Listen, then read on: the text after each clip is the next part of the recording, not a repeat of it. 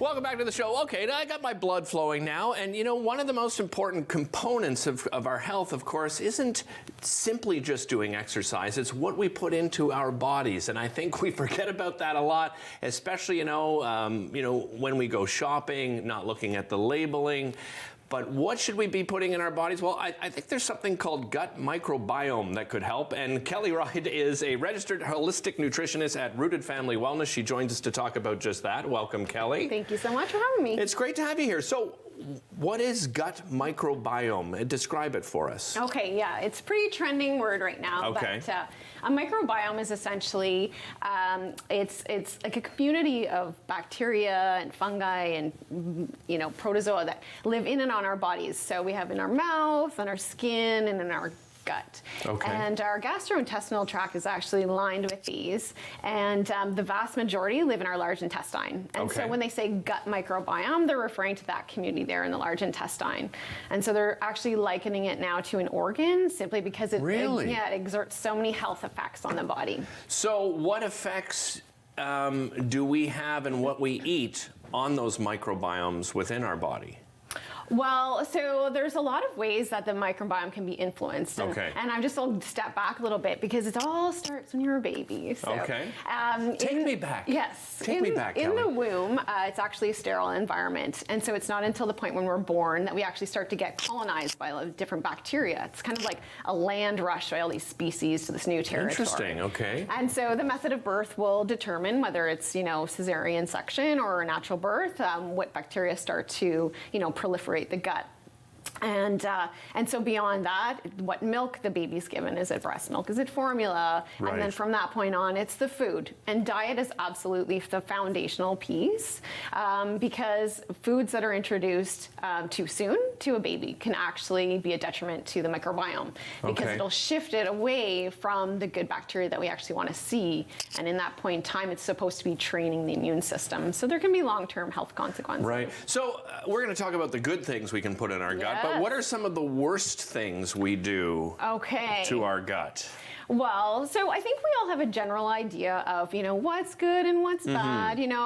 Modern society, we're eating a lot of packaged processed foods. They have artificial sweeteners, emulsifiers to keep things shelf stable. They actually really damage the gut mucosa, and that'll change the gut microbiome for the worse. Okay. So, we can avoid things like that. So we can make good food choices, and the two top things are fiber foods and fermented foods. Okay. So when I say fiber, there's prebiotic fiber, and that'll actually go through all the way through and not get digested, and it'll ferment and feed the good bacteria. Where do we find that then? Are there foods we can find it in? I'm sure there's supplements out there too, but food is always the way to go, right? If you can. Food first. Right.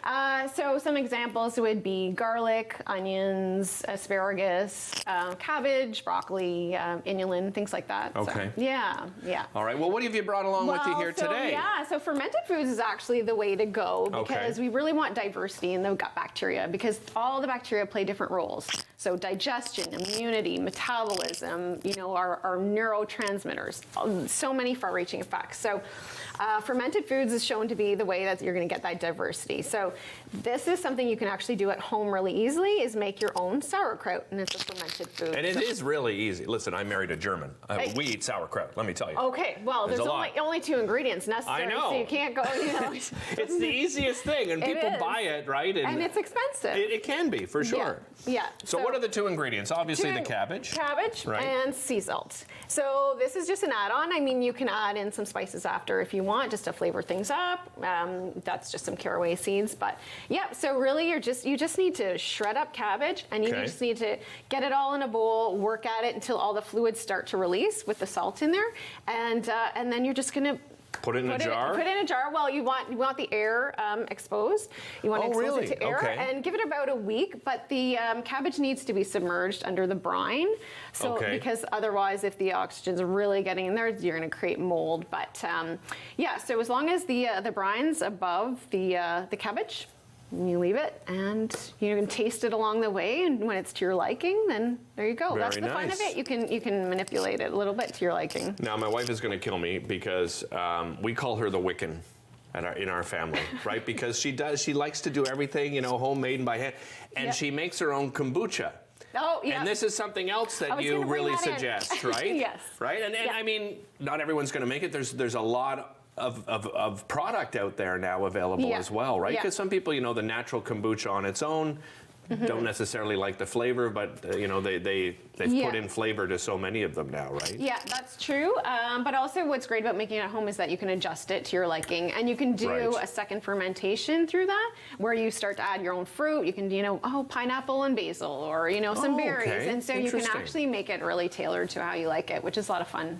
Right. Yeah. Let's talk about some other foods. I mean, you mentioned fermented foods, of course, are a good thing.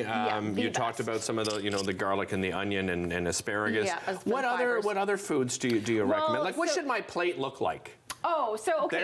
There's a good example. If we're talking about the setup of a plate, I mean, generally you want to have half that plate as fibers. Okay. So you're going to want to have your vegetables, and then you're going to have 1/4 protein. Then you're going to have another some carbs if you want. Okay. And then you always want to have fat. So if you want to have an oil, you know, add some olive oil or something, because people underestimate how important fat is for every part of the body. Have we ever changed when it comes to fats, right? Every 20 or so years, you're going to get it. But it's true, but because I think when we think fat, there's this negative connotation, but there are so many good fats available out there. I mean, you mentioned olive oil. What are some of the other good fats? Yep. So avocado, and, you know, whole or in oil form. Coconut's great too. Right. And just eating the olives themselves. You know, so and macadamia nuts, any nuts and seeds are going to give you, you know, great fat too. Like I said with Natalie, it's great to actually go and see somebody like yourself that can work with you as an individual, right, to figure out what's the right fit for you when it comes to food consumption. How do people get a hold of you?